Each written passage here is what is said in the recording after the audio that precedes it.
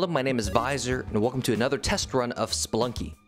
Basically, I've been kind of obsessed about this game for the last 5 days or so, and I think this is run number 177, or something retardedly high like that. And I actually did really well this time. This is about the second time I've made it to the ice cave, but this time I actually came with a jetpack, so things are a lot simpler. Now, last episode, I never really explained the ghost. Basically, each level, there's a time limit before a ghost comes and tries to kill you. Overall, though, the ghost isn't that big of a deal, especially on the ice caves, because you're faster than it and you have a jetpack, so works out pretty well, actually.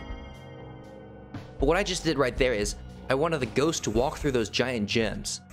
When the ghost walks through those gems, they become diamonds, so I can get a lot of money for that. Now, not really useful for individual adventure mode, but a useful skill to do in the daily challenges, eventually.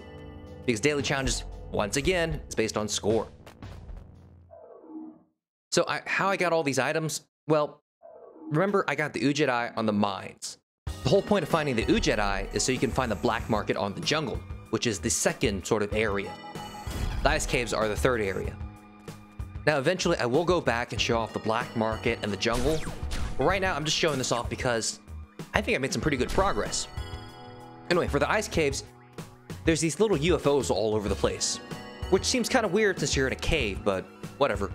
We'll get to that later on. But as you can see, these little UFOs shoot a laser and it'll destroy a block, which is a problem. Now this big Moa head is very special. Basically, when we were in the black market, I picked up a special item that will allow me to do something very special with the Moa head. We'll get to that later though. Right now, I want to kill the shopkeeper that's guarding the entrance. Yeah, I did piss off the shopkeeper. Now you saw one fly out of the air. That probably means there's a shop up there somewhere. Fortunately, it's not a very good shop. I don't really need rope. I have 13 rope, plus I have a jetpack and climbing boots, so ropes are useful, but not that useful anymore. Anyway, right now I'm just sort of clearing out the area before I do the special thing with the giant Moa head. Kind of looking for Monty, but I think he walked off already, which is unfortunate. It would have been useful to get more health, but we'll worry about that later.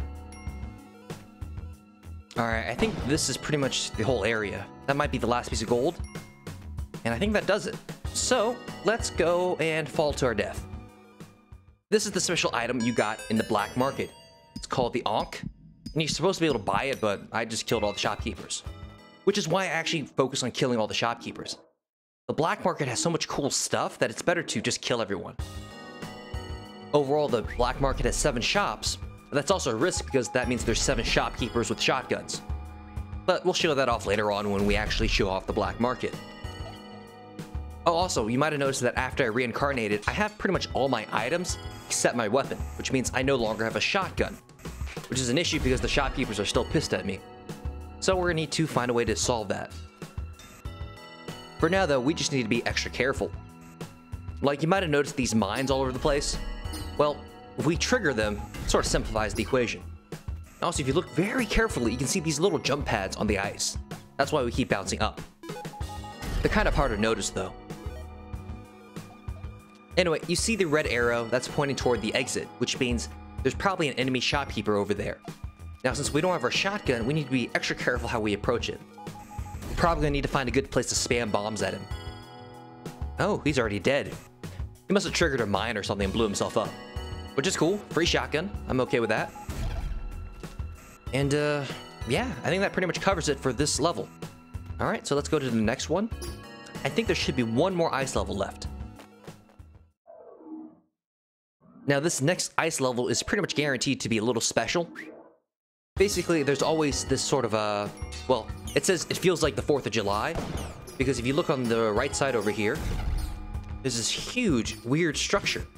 That's basically a UFO, which is why there's all these aliens down here for some weird-ass reason. We're not gonna go in there because it's full of death and explosions, and I'm not good enough to bother with it right now. We might do it later on when I actually get better at the game.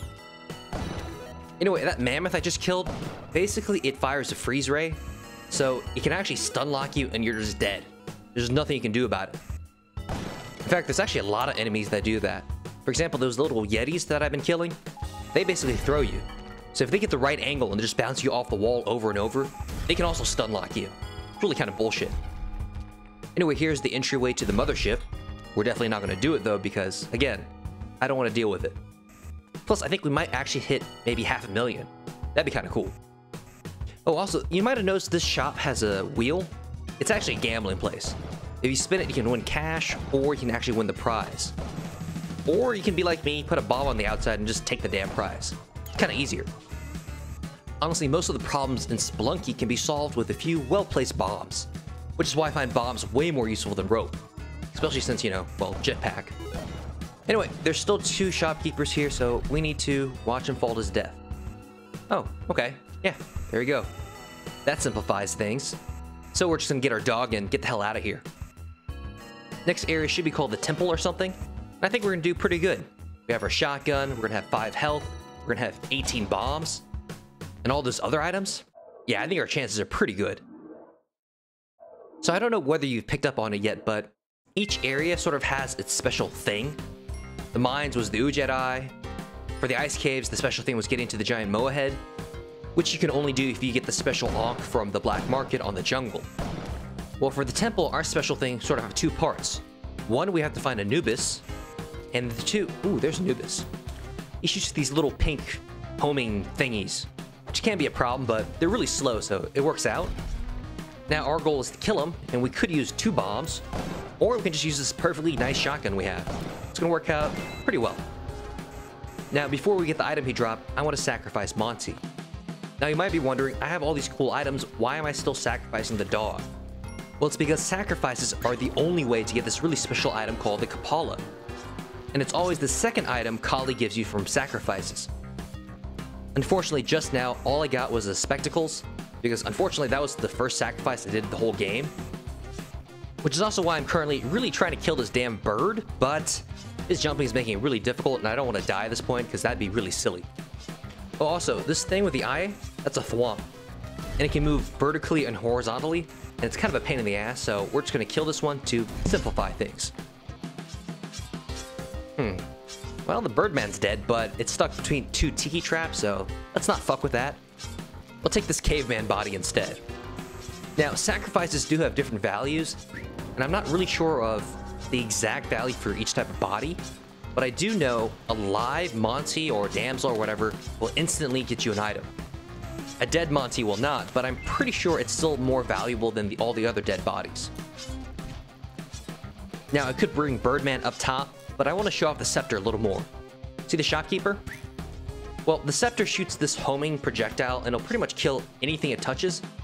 The problem is, it can also home onto you, so you can't fire it when you're the only person on the screen. Also, I think you can only use it once per level or something, so that's... Ooh, almost got hit by that thwomp. Gotta be careful about that. Anyway, we've sacrificed a dead shopkeeper and a dead caveman. Still didn't get us our items, so maybe... I don't know. See, this is gonna make things complicated, and I think the ghost is coming soon, so let's just leave. Keep it simple.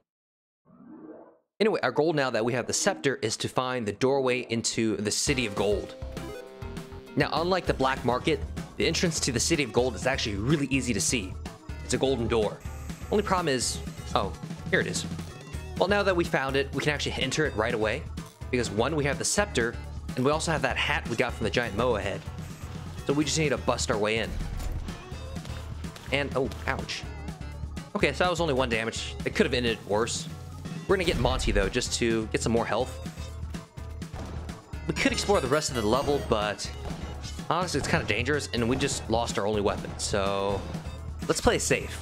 I really want to show off more of the game, and this is the best I've ever done, so let's keep a good thing going. Especially since we're going to be going to the City of Gold anyway, which, like the name implies, everything is gold. And we actually can get a lot of money if we use our bomb appropriately. I see a crate and a Monty in there. To get both, it'll take about 3 bombs.